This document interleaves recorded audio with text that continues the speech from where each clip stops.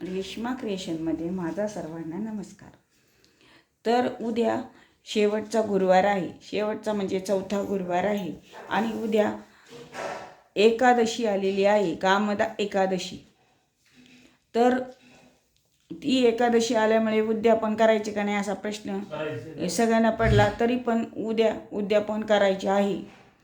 आणि ज्याला उपवास आहे त्याला खिचडी किंवा काही खाऊन सवाष्ण म्हणून घातले तरी चालेल. आणि दुसऱ्या दिवशी त्याचा नैवेद्य करून त्यांना दिला, जेवायला दिले तरी चालेल.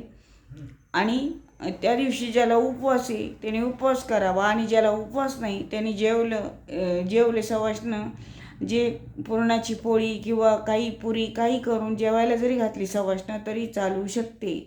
आणि ही वर्षातली शेवटची एकादशी आहे आणि गुरुवार पण आहे, त्याच्यामुळे उद्या चांगला दिवस आहे आणि आपण उद्यापनही करू शकतो.